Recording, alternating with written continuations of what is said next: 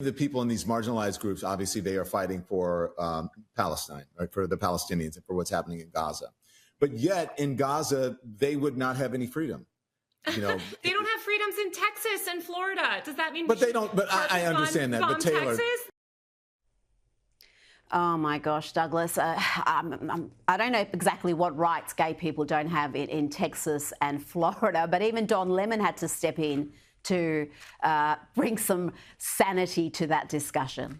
Hello, welcome to my YouTube channel. Hope you are feeling good. Today we'll be checking out a video where Douglas Murray was interviewed, titled Morally Lost. Douglas Murray on ignorant kids at pro-Palestine protests at university. Wow, I believe this is going to be another interesting one. As we all know, Douglas always stands for the truth. So let's check it out. Go. Yes, now I've got to praise you again, Douglas, because you have written a fantastic column for morons, for the college kids cosplaying being part of some sort of a terror cell on campus, chanting for intifada. You've been very good to educate them about what precisely an intifada means, but I wonder, Douglas, whether they actually know what it means. They are aware of its full meaning and they're chanting it anyway. Many of them have said in recent months, decolonisation by any means necessary.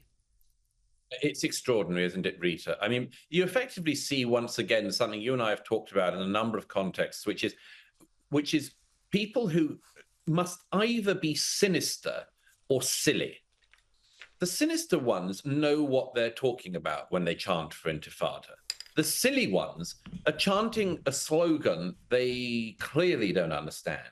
So let me speak to the second ones for a moment, as I tried to in this article.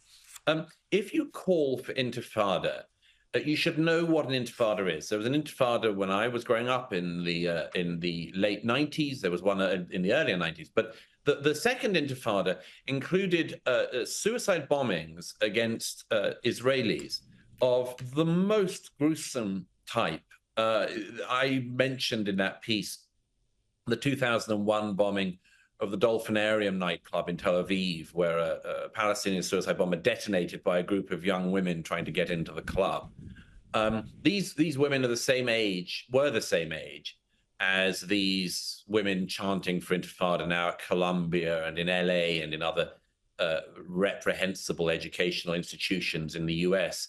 I wonder if these students know that a suicide bomber went into the cafeteria of a university in Jerusalem in that same period and blew up and murdered, among other things, American students who were trying to have a cup of coffee in the middle of their studies.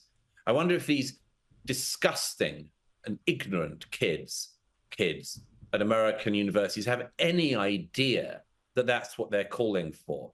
And if they do, then they are morally lost to an extent that they probably could never come back from. But if they're just ignorant, which I really, really hope they are, I hope that, to steal one of the phrases they're so keen on using themselves, they do the work and realize what the words they chant actually mean. Well, that's the question, and I do really worry that so many of them do have an understanding of what they're chanting for, because some of the justifications, the mad rationalizations we've heard in recent months send a chill up your spine.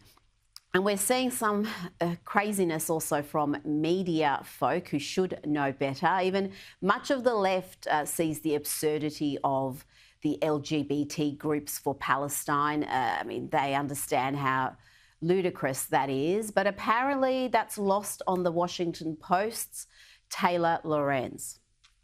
The people in these marginalized groups, obviously, they are fighting for Palestine, right, for the Palestinians and for what's happening in Gaza. But yet, in Gaza, they would not have any freedom. You know, they don't have freedoms in Texas and Florida. Does that mean? But they don't. But I understand that. But Taylor. Texas? Oh my gosh, Douglas. I don't know exactly what rights gay people don't have in Texas and Florida, but even Don Lemon had to step in to bring some sanity to that discussion? Taylor Lorenz is a complete airhead, know nothing. She's not a journalist, never has been. And unfortunately, the Washington Post has given her a berth of a kind where she does totally unimportant work and sort of just gibbers away about obsessions of her own. But you know what she just said there is, again, a demonstration of a completely lost person, a morally lost person. She's so desperate to make her points, such as she can, about the Palestinians or Gaza, that she honestly wants to not just deny what is happening in Gaza and in the Palestinian areas towards gay people and indeed all minorities. She has to find a way to get away from that unfortunate problem that the people she's essentially on the side of, Hamas, she's downplaying what they do, that they throw gay people off buildings and so on. She's downplaying that by saying, well, it's the same in Texas. You know, I'm pretty sure, I've been a fair amount to Texas. I love the great state of Texas. I'm pretty sure you can't just throw gays off buildings there.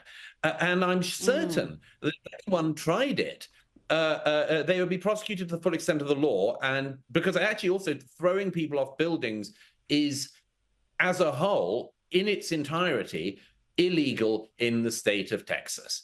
And not just the gays, you can't throw anyone off a building in Texas. So if Taylor Lorenz honestly wants to defend her apparently friends in Hamas to such an extent, she should realize that she should really find a new way of doing so, because all she's done here is tried to ignore the crimes of Hamas and actually smear the state of Texas, among others. And so, well, anyway, good luck to her with whatever grift she's got coming next. But it's a great shame because the Washington Post used to be a fine paper and used to employ and still does employ some very good journalists. So they must be so embarrassed to have Lorenz among their midst. Well, yeah, Washington Post isn't what it used to be. And before the Washington Post, she was at the New York Times. So she's been at some major publications, but that's the thinking right there. Let's talk a little bit about men-only clubs. The Garrick Club has succumbed to pressure and voted to allow women to become members for the first time in its 190-year history, Douglas. This is a famed club. It's said to be bitterly split on this issue, though. BBC World Affairs editor John Simpson last week tweeted that various Garrick Club members, including musicians Sting and Mark Knopfler and leading actors and producers, have reportedly written to the chairman saying they'll resign if the membership doesn't vote to accept women next Tuesday. That vote's taken place and women will be accepted. What's your take on this, Douglas? Is this fair enough that in 2024 we shouldn't have segregated spaces, or should men and women, if they opt to, be able to just be amongst their own and, I don't know, have some peace? Yeah, I mean, you know, first of all, isn't it hilarious, Rita? The Guardian, you know, really at the forefront of the issues of our day. None of us will be free until everyone can join the Garrick Club, and until they discover that it's an exclusive club, that it takes years of waiting to be a member and you have to be recommended by people who are already members.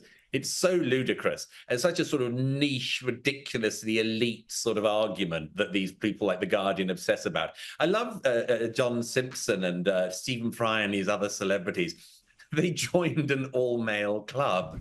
I mean, they joined an all-male club, and now they're saying, unless we accept women after my 50 years of membership. I've just discovered that there are no women members in the club. It's appalling. I don't know how observant these people are. It's so ridiculous. I mean, my view is that if women want to join an all-women's club and men want to join an all-men's club, and by the way, women can come to the Garrick as guests if they want to and so on, it's not a big deal. There were some people going on about segregated spaces and so on. Well, I've got a challenge for them, and indeed a challenge for The Guardian. If you're worried about sex-segregated spaces, why don't you go to mosques up and down the United Kingdom and elsewhere and find rooms that women, Rita, are not allowed to go into. And this is a much bigger scale than the Garrick Club. The Garrick Club has quite a large membership, but I bet it's not the same membership as all of the mosques in the UK. And then they should go and they should make sure that every one of these male-only areas in mosques are having women introduced to them. So good luck to The Guardian, good luck to John Simpson, Stephen Fry, and the rest of them in the next step of your great crusade. After the Garrick, go for all of the mosques in the UK, and good luck, guys. You're going to need it. And after they've done that, they can get onto the issue of workplace diversity, because you wrote a fantastic piece about that on in The Spectator this week. It's apparently crucial that every profession where white men dominate is diversified in every meaningful way. And I don't know how I missed this BBC splash. They've revealed train drivers are overwhelmingly in the UK white, male and middle-aged. Goodness me. And that just won't do, Douglas, will it? There needs to be change immediately. It's completely shocking, Rita. You and I know that women dream of the thrill of becoming train drivers. They just thrill to the romance of the rail network, and so many, almost all women I know, desperately want to drive trains. And nobody will be free until 50% of people driving trains are women.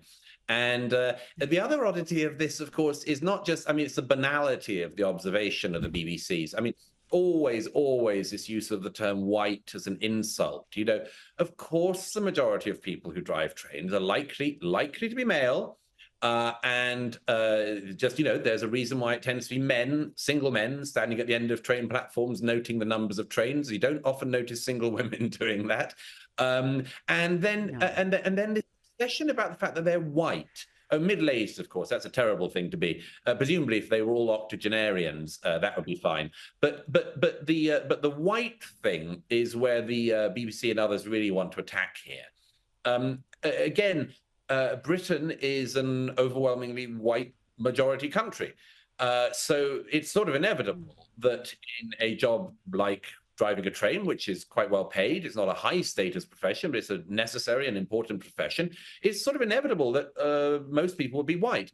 I find when I go to China that most of the people driving trains there are Chinese. And when I've been to India, I noticed the appalling predominance of Indian train drivers. It's quite outrageous. And once again, the BBC should apply this extraordinary fact-finding that it does to these other places. None of us will be free until everyone can be a member of the Garrick Club, and every single train in the UK is driven by a black teenage transsexual. Clearly, that's the only way to solve the problem, Reed. You and I know it. It's systemic bigotry, and it must stop. And we can start with the Garrick, but we've got to move on to the mosques and then the trains and everything else. Oh, wow. What an interesting interaction with Douglas Murray. You can tell I always love listening to Douglas, because we can all tell Douglas is someone that is very articulated, very sincere, honest, always ready to say the truth, always stand by the truth. It's not afraid to say the truth. So I'm always happy whenever I listen to Douglas, because I believe I get to learn one or two things just listening to Douglas speak. And you can all tell, based on the facts Douglas have stated in this video, which is titled "Morally Lost Douglas Murray on Ignorant Kids at Pro-Palestine Protest at University." A lot of protests have been going on right now, not just in UK, in New York, in a lot of countries. People students showing their support for Palestine, students showing their support for Hamas, and Hamas in question have been labeled as a terrorist group. So you showing your support for a terrorist group, I feel you are indirectly promoting terror. You are indirectly promoting terrorists, which I believe that is punishable according to the law. So I see no reason why students should be promoting a terrorist group or students should be doing what is not actually necessary. I see no reason why. I believe that is the point Douglas Murray is trying to prove in this video. And even the word that they use, they are ignorance of the word they use, just by the word Douglas was talking about, intifada, which means you are calling for the bombing of the Israeli, which is totally absurd, which is totally wrong. So before you decide to use a word, you have to understand the meaning of such word. And Douglas even gave example of a restaurant that was even bombed in Israel, and about a lot of American students lost their life just because of that incident. And here are students in America, they got a comfortable place to live, they got a comfortable place to study without worrying themselves, without being afraid of a missile being launched in where they are. And where are they trying to show their support for a terrorist group, which I believe that is totally wrong. That is totally unacceptable. And most of them, they do this by covering their face, wearing a face mask, trying to cover themselves up because they know within themselves that what they are doing, that is not right. And they don't want to be held accountable for what they are doing. So I believe that is totally unacceptable. And they also talk about the gays trying to show their support for Palestine, trying to show their support for Hamas, trying to show their support for Gaza, the queers, the gays, the lesbian, all trying to come together to show their support for Palestine, to show their support for Hamas. And like I always say, according to Bill Maher, according to Douglas Murray, the best way to show your support for Palestine, to show your support for Gaza, to show your support for Hamas, is by relocating to Gaza. Go live in Gaza. If you want to show your support for Gaza, you want to show your support for Palestine, you want to show your support for Hamas, I believe you should go live in Gaza. Try living in Gaza for a day, then you know the living condition over there. I believe the next day you are going to fly back to America, fly back to UK, because you are not going to be comfortable. Even in Gaza, in Palestine, where Hamas govern, if you are a gay, you are going to be thrown down from a story building. From a story building, you are going to be thrown down. And you can imagine that type of punishment if you are going to be killed just by being a gay. And here are the gays in America, in UK, trying to show their support for a terrorist group that is not even concerned about you, that is even killing those that are gays. So you can see that is totally idiotic. And forgive me, I believe they are being delusional. They are not embracing reality. Someone that is killing the gay, killing the lesbians and all that, and here are you in America, a place where you are living comfortably and you are trying to show your support for a terrorist group. I believe that is totally unacceptable. And about the inequality among train drivers that they also discuss, that majority of the train drivers are all white and they are male. If you talk about that, I believe a lot of females, I don't think they want to choose a profession like train driving, and I don't see any problem with train drivers being majorly male. I don't see any problem with that. I believe there should be a problem whereby the policy or the law or the requirement for you to be employed, and if you have to be a male before you can be employed, or if they put a tag that female are not allowed to drive a train, or they put a tag restricting women from seeking employment in train driving, I think I see a big problem with that. But in a situation whereby you are allowed, whether you are a male or you are a female, whether you are a man or a woman, you are allowed to come and apply for the job. But the men are coming to apply for the job, and the women are not coming to apply for the job, and you are coming to say you find it problematic that a lot of train drivers are male. I believe there is no problem with that. And I also believe that a lot of a lot of women are not going to embrace the job of train driving. They will rather embrace job like HRM, job like nursing. They are not going to embrace job like train driving. And also making a statement that they are predominantly white. I don't see any problem with that. You are in a white country, for God's sake. So I believe most of the jobs they are going to be majorly white because you are in a white country. You can't go to a country like China, just by the example Douglas have given. You can't go to a country like China and say most of the train drivers are Chinese, or they are or go to an African country and say most of the train drivers are blacks. So I believe that statement is really not acceptable, because you can't try to bring a problem where there's no problem to even talk about. So I see nothing wrong with train drivers being majorly male and being white in a white country. I see nothing bad with that.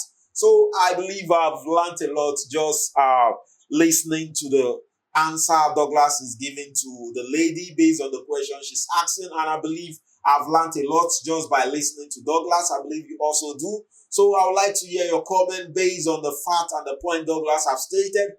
Get the conversation rolling. Don't forget, click on the subscribe button, click on the like button. Do have a nice day. Yeah.